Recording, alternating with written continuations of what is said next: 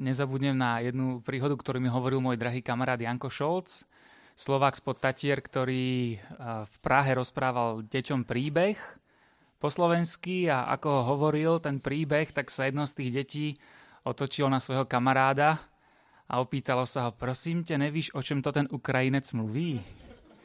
Tak dúfam, že rozlíšime dnes jazyk ukrajinčinu a slovenčinu, aspoň trochu to bude zrozumiteľné a stráviteľné. Jazyk, v ktorom budem rozprávať, a verím, že z toho, nad čím sa spolu zamyslíme, budeme dnes môcť mať požehnanie. Ja by som možno na úvod položil takú otázku. Čo myslíte, koľkokrát by vám Google našiel slovo kresťan? Skúšali ste niekto hľadať v Google na internete slovíčko kresťan? Alebo kresťan? Kresťan bez diakritiky? No, je to víc. Je to niekoľko desítek tisíců. A keby sme tam dali anglické slovíčko Christian, tak to nájde asi miliardukrát. A to je celkom zaujímavé, pretože všetkých internetových stránok, to som si zisťoval, je na to taký portál, ktorý vám ukáže, koľko je všetkých stránok na internete a je to zhruba okolo miliardy. Takže to slovo kresťan je na internete celkom často. Je tam tak často, že by v priemere mohlo byť na každej jednej stránke na internete. A to je zaujímavé. Sice niekedy to Christian znamená Kristián, v podstate meno, že? Ale aj to meno Kristián je vlastne odvodené od slova kresťan. No a to slovo má svoj koreň v mene Kristus. Ja by som dnes chcel sa dotknúť možno, že známeho príbehu, možno, že pre niekoho menej známeho príbehu, ktorý nám ukazuje, ako sa toto meno kresťan objavilo a ako sa to meno zrodilo. A chcel by som vás pozvať do Skutkov 11. kapitoly, Skutky apoštolské, 11. kapitola.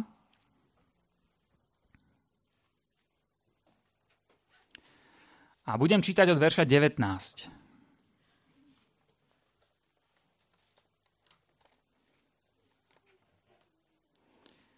Ja si to teda dovolím prečítať zo slovenského prekladu, ale predpokladám, že význam ostáva rovnaký aj v českom ekumenickom alebo Slovo na cestu.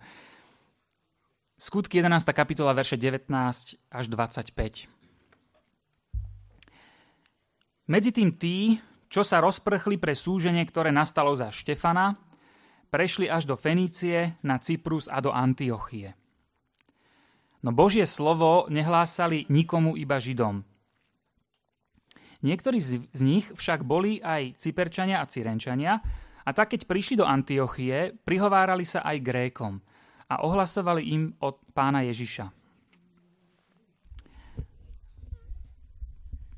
Pánova ruka bola s nimi a veľa ich uverilo a obrátilo sa k Pánovi. Dopočula sa o tom aj Jeruzalemská cirkev a vyslala do Antiochie Barnabáša.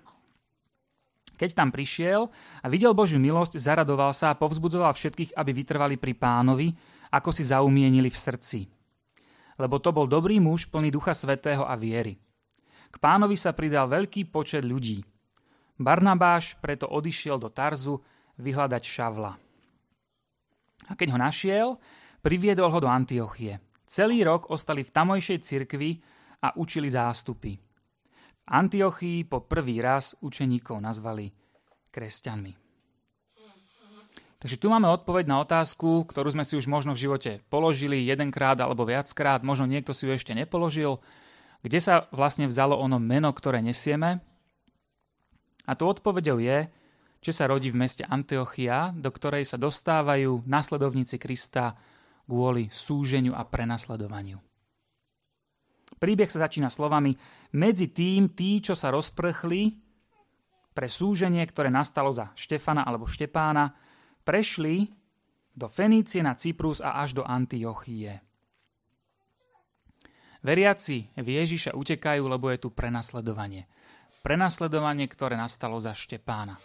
Ten príbeh nám je známy. Štepán vyznáva Ježiša ako Krista a Židia ho ukameňujú.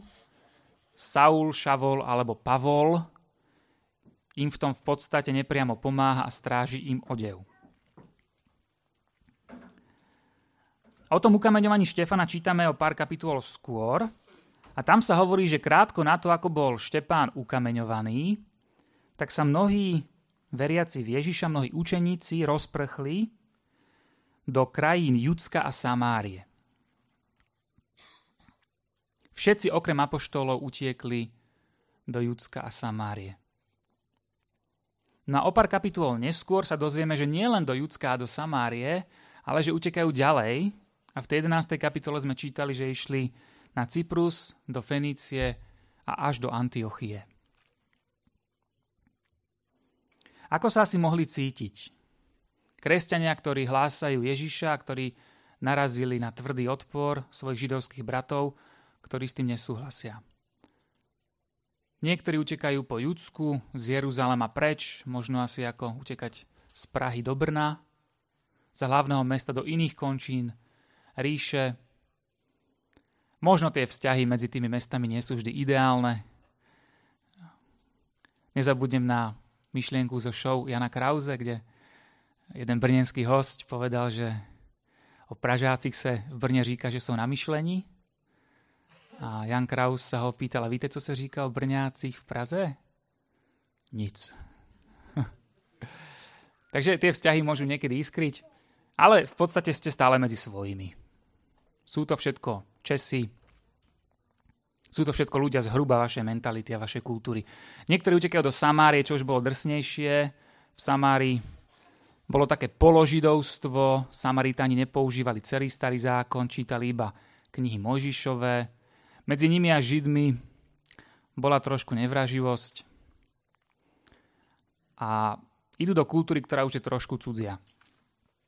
No a tí, ktorí utekajú ďalej, podľa 11. kapitoly, na Cyprus, do Fenície a do Antiochie, idú do totálne cudzieho sveta. To je svet, ktorý je čisto pohanský. Fenícia nám je známa Jezábel, filištínskou princeznou, ktorá zvádzala Izraelitov na modloslužbu. Typické mesta Týrus a Sidon, to je symbol pohánstva v starom zákone. Takže kresťania, ktorí tam idú do sveta, ktorý je proste pohanský a cudzí. Musia opustiť svoj židovský domov. No a tí, ktorí tam utečú, čítame, že vyhľadávajú svojich židovských bratov, ktorí v tých končinách žijú. A je tam napísané, že Božie slovo nehlásali nikomu, iba Židom. A to je možno taký malý paradox, pretože apoštol Pavol, ktorý vedie v podstate tú výpravu proti Ježišovým nasledovníkom, zúri na cirkev a snaží sa ju zastaviť, má ten cieľ, aby svojich židovských bratov ochránil pred falošným učením. On chce, aby Židia ostali v pravej židovskej viere. Preto ich v Jeruzaleme kruto prenasleduje. A Ježišovi vyznávači teda utekajú, keď ich Pavol núti k tomu, aby utekali, tak oni teda utekajú preč. Ale prvé, čo spravia v tých cudzích pohánskych končinách, vyhľadajú tam židovské komunity. Nájdu tam tých svojich a evanjelium hlásajú nikomu inému, iba im. Možno by sme mohli povedať, že čo malo byť pôvodne prekážkou, tá snaha zastaviť hlásanie Židom v Jeruzaleme sa stáva novou príležitosťou. V tých cudzích končinách, kde sme nútení odísť, hlásame evanjelium práve a len Židom. To, čo sa snažili zastaviť, sa realizuje ďalej. A dokonca sa to koná v omnoho väčšej časti sveta. Nie je to len mesto Jeruzalem, sú to proste končiny vtedajšieho sveta.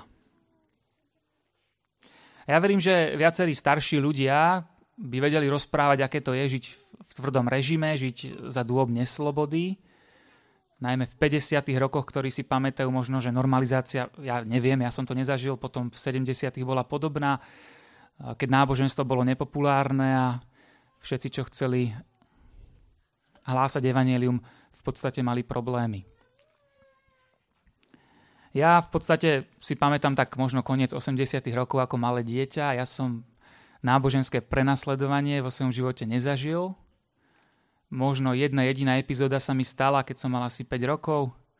To mohol byť rok 1988 a ja ako verné dietko kresťanov, úprimne veriace tomu, čo ma doma naučili, pri raných pobožnostiach v škôlke, v materskej škôlke svojmu kamarátovi rozprávam o tom, ako príde Pán Ježiš a poletíme na obláčiku hore. A to sme boli na prechádzke v takých dvojstupoch a ten môj kamarát ho to strašne zaujímalo, veľmi sa mu to páčilo, tak ma tak vyzýval, že ešte mi o tom porozprávaj, to ma strašne zaujíma, ako poletíme tým vesmírom potom. A keď to počula súdružka učiteľka v materskej škôlke, sa na mňa zahriakla a povedala, nerozprávaj mu také hlúposti. Ja som si, čo tá teta hovorí, veď to predsa nie sú hlúposti, veď Pán Ježiš naozaj jedného dňa príde. Nerozprávaj mu také hlúposti, zrúkla na mňa ešte raz a moja misia bola na konci. To bola asi jediná situácia náboženského útlaku, ktorú ja som za dôb minulého režimu zažil. A to je možno úsmevná, ale verím, že viacerí starší ľudia by si spomenuli aj na tvrdšie momenty a ťažšie situácie. Ale možno paradoxne, napriek tým ťažkým chvíľam, ktoré sa objavili, sa neraz otvorili dvere hlásaniu Božieho slova. Tak ako tu v tom príbehu, napriek tomu, že kresťania musia utiecť, lebo im ide o život, sa otvorí nová príležitosť hlásania evanjelia svojim bratom v cudzích krajinách. Čo malo byť prekážkou, stalo sa príležitosťou. Text ale pokračuje ďalej a hovorí, niektorí z nich však boli Cyperčania a Cyrénčania a tak, keď prišli do Antiochie, prihovárali sa aj Grékom, alebo helenistom, niektorý preklad má, a ohlasovali im Pána Ježiša. Takže vidíme, že ono to nezostáva len pri tom, že by hlásali evanjelium výlučne Židom, svojim bratom, ale že sú tam aj akísi Cyperčania a Cyrénčania, ktorí hlásajú evanjelium aj pohanom. Kto to mohol byť, je otázka. Cyperčania a Cyrénčania. Možno, že to boli Židia, ktorí pochádzali z Cypru. Možno, že to boli pohania, ktorí vyznávali Hospodina, ale Židmi sa nestali, obriezku nepodstúpili. A možno to boli proste pohania, ktorí sa práve teraz obrátili a prijali Krista. Je dosť možné, že židovskí veriaci v tom čase ešte nie sú pripravení zvestovať evanjelium pohanom. Ten príbeh, ktorý bol v tomto zlomový, my ho poznáme zo skutkov, keď Peter vidí obrus s rôznymi zvieratami a Pán Boh mu povie, že každý človek má v jeho očiach hodnotu, každý človek je cenný, aby mu bolo evanjelium hlásané, sa práve v tomto momente možno odohráva. Alebo sa stal tesne predtým. Takže všetci ešte zrejme nezachytili, že Peter má posolstvo, výrazné posolstvo, že je potrebné hlásať evanjelium všetkým. A možno preto niektorí utekajúci kresťania ešte nie sú pripravení hlásať evanjelium pohanov. Kresťania zo Židov. No a tak toho, čo nie sú schopní Židia, sa ujímajú pohanokresťania. Tí Cyperčania a Cyrenčania, ktorí prijali evanjelium. Možno medzi nimi bol Šimon Cyrenejský, alebo z Kyrény, ktorého poznáme z evanjelií. Možno, že tam bol Lucius z Cyrény, čo je celkom zaujímavá postava, alebo z Kyrény, o ktorom čítame o 2 kapitoly ďalej. Možno, že práve títo ľudia boli medzi tými Cyrenčanmi alebo Cyperčanmi, ktorí hlásali evanjelium pohanom. O tom Luciovi z Cyrény je taká zaujímavá zmienka v 13. kapitole, kde sa teda popisuje už usadená cirkev v Antiochii a tam je napísané, že to bol človek, ktorý bol prorokom a na jeho pôvode je zaujímavé to, že vyrastal spolu s tetrarchom Herodesom, tam je napísané. Hej. Lucius z Cyrény alebo z Kyrény, možno, že práve jeden z tých, ktorí hlásajú evanjelium aj pohanom, vyrastal s tetrarchom Herodesom. A to je strašne zaujímavé, pretože kresťania utekajú preto, že Židia ich prenasledujú.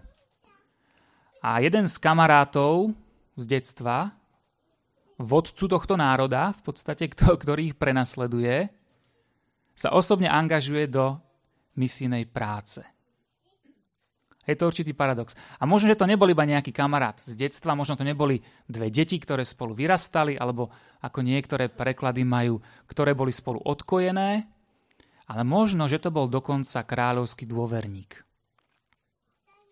Viacerí biblisti si myslia, že ten výraz, ktorý máme preložený ako spolukojenec alebo spolukrmič doslova, znamená dôverník. Že sa spolu navzájom krmili informáciami, bol to kráľovský dôverník a majú na to dôvod, pretože naozaj v starej helénskej literatúre sa ten pojem takto použije. Takže možno nešlo iba o nejakého kamaráta z detstva, možno, že máme dočinenia s neuveriteľným paradoxom, že kráľovský dôverník, ktorý možno uteká, sa osobne zapája do misijnej práce medzi pohanmi. A možno by sme opäť mohli povedať, čo malo byť prekážkou, stáva sa neuveriteľnou príležitosťou. Pán Boh má svojich ľudí všade a prenasledovanie alebo nejaká politická nevôľa ho nezastavia. Pánova ruka bola s nimi a veľa ich uverilo a obrátilo sa k Pánovi. Čítame ďalej v tom texte zo Skutky 11. Kresťanstvo sa dostáva do končín, o ktorých pôvodne možno ani nesnívalo, dostáva sa do mesta Antiochie, čo bolo v tom období po Ríme a Efeze tretie najvýznamnejšie mesto ríše. Kvôli prenasledovaniu kresťania utekajú do jednej z metropol štátu a zakladajú cirkev v tomto významnom meste. My sme čítali, že keď ukameňovali Štefana, tak niekto v tom Jeruzaleme ostal a že to boli apoštoli. No a v Skutkoch 11 sa píše, že cirkev v Jeruzaleme sa dozvedela, čo sa deje v tých končinách Antiochie a vysiela do Antiochie Barnabáša, aby skontroloval situáciu, ako sa má. A je tam napísané, že Barnabáš sa zaradoval a povzbudzoval všetkých, aby vytrvali pri Pánovi, ako si zaumienili. A ďalšia vec, ktorú Barnabáš urobí, je, že zoberie so sebou Šavola, Saula alebo Pavla, ktorý sa medzi tým stihol obrátiť a privedie ho priamo do Antiochie. Tam spolu celý rok učia zástupy. Pavol, ktorý prenasledovanie v podstate rozpútal a spôsobil, sa medzi tým obrátil a osobne ide tam, kam tých kresťanov vyhnal. Do mesta Antiochie, do jedného z miest metropol ríše. A nielen to, dokonca Pavol si z tohto mesta Antiochia robí základňu pre svoje misijné cesty. Prvú, druhú aj tretiu misijnú cestu čítame v Biblii. Apoštol Pavol začína v Antiochii. A to je paradox. Opäť sa akoby zdá, že to, čo malo byť pôvodne prekážkou, to prenasledovanie, sa stáva celkom neočakávateľnou novou príležitosťou. A prichádzame k našej zmienke. V Antiochii po prvý raz učeníkov nazvali kresťanmi. Kto to mohol byť? Kto nazval učeníkov kresťanmi? No do úvahy prichádza niekoľko možností. Mohli to byť teoreticky Židia. Tá židovská komunita, ktorá v tej Antiochii žila, ktorým to meno Pána Ježiša bolo ohlasované, ktorá ich videla, že stále rozprávajú o Kristu, tak im dali meno kresťania. Tento názor však musíme vylúčiť, pretože slovo Kristus znamená Mesiáš a je veľmi nepravdepodobné, že by Židia, ktorí toho Ježiša neprijali, tá židovská komunita, ktorá ostávala židovskou a nestala sa kresťanskou, bola nazývala niekoho kresťanmi. Ježiš predsa pre nich nebol Kristus, Ježiš bol len akýsi muž z Nazareta. A skutočne v skutkoch sa dočítame, že keď sa Židia sťažujú na apoštola Pavla, tak hovoria o ňom, že je to človek, ktorý je morovou nákazou, je to hlavný vodca známej sekty Nazarejov. Židia teda akoby volali kresťanov Nazareji, podľa muža nazareckého z Nazareta. Takže to pomenovanie Kristus by mohol dať niekto, kresťan by mohol dať niekto, kto pokladal Ježiša za Krista. A je teda možné, že to meno kresťan vymyslel osobne apoštol Pavol s Barnabášom. Keď čítame ten text, je tam napísané: Pavol a Barnabáš celý rok ostali v tamojšej cirkvi a učili zástupy. V Antiochii po prvý raz nazvali učeníkov kresťanmi. Že je možné, že práve Pavol a Barnabáš osobne vymysleli to meno a povedali si, budeme sa volať podľa Krista, my sa budeme volať kresťania. Pretože pre nich Ježiš bol Kristom. Tento názor je teoreticky možný, ale je asi menšinový. A to pravdepodobne preto, že v Biblii cirkev, ľud Boží v Novom zákone, sám seba spravidla nazýva inak. V Biblii sa so slovom kresťan veľmi často nestretneme. A môžeme si všimnúť, že Pavol vo svojich listoch, alebo Peter a iní, označujú veriacich nie ani tak ako kresťanov, ale používajú 4 prívlastky.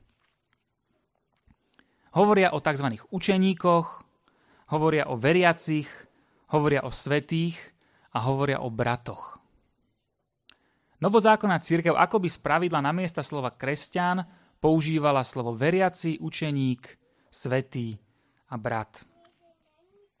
A keď si to rozmeníme na drobné, tak vlastne tieto 4 pojmy dávajú význam slovu kresťan. Tieto 4 prívlastky nám ukazujú, čo to znamená byť kresťanom. Byť kresťanom znamená byť učeníkom.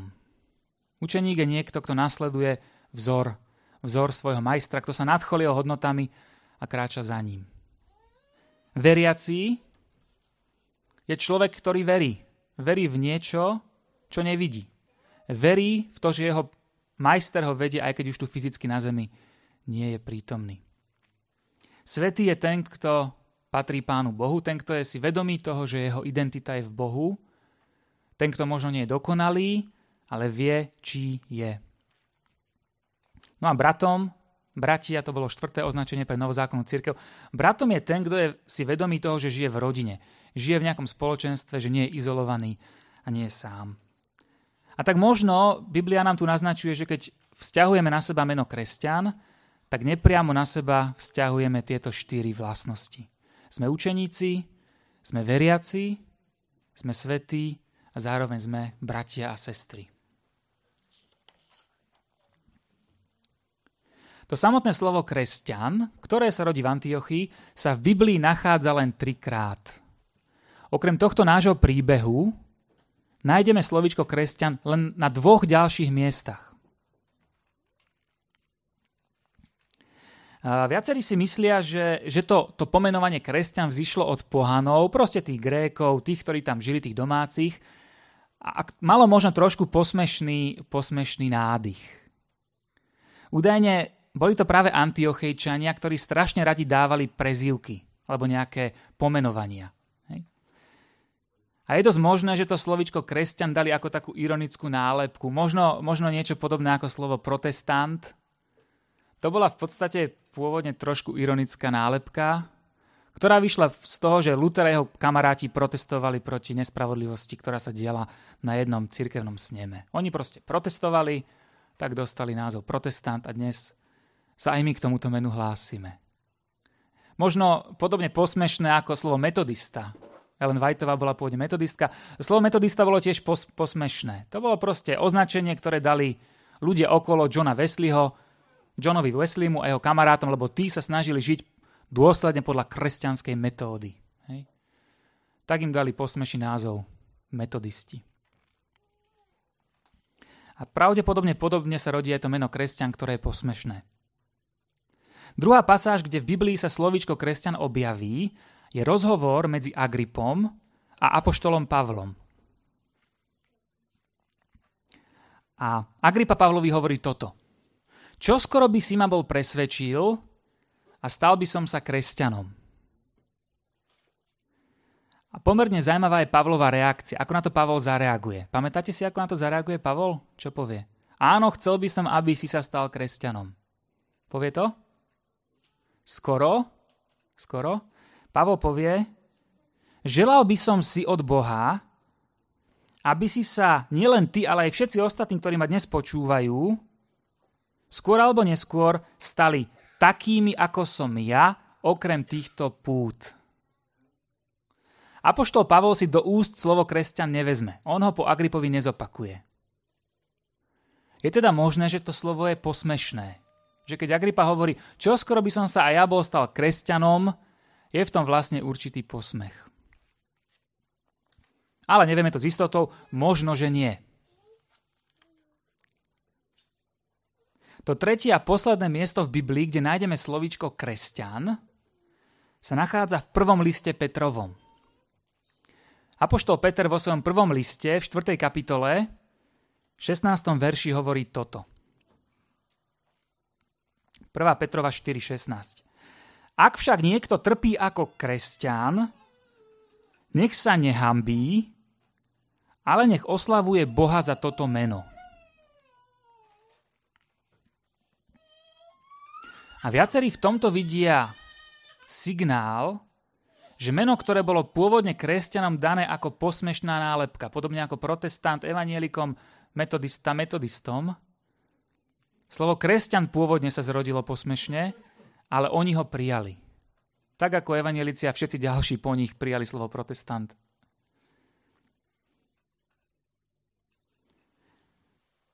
A teda možno opäť môžeme povedať, že kresťania dostávajú svoje meno z posmechu, ale oni toto meno príjmajú A vďaka tomuto menu my dnes vieme rozlíšiť, kto je kto. Je to proste označenie, ktoré sme absorbovali. Je to niečo, čo sa na internete vyskytuje taký veľký počet krát. Je to niečo, čo nám pripomína postavu Krista. A možno by sme opäť mohli povedať, čo malo byť pôvodne prekážkou, výsmechom, sa aj v tom samotnom mene stalo príležitosťou, novou príležitosťou niesť svetu meno Krista. A tak k tomuto pomenovaniu sme vlastne prišli takou paradoxnou cestou. Štefan je ukameňovaný, prví kresťania sú vyhnaní, tí, ktorí idú až do Antiochie, sa tam usádzajú, začínajú šíriť evanjelium medzi Židmi, medzi pohanmi, rozšírujú ho vlastne do vtedy známeho sveta.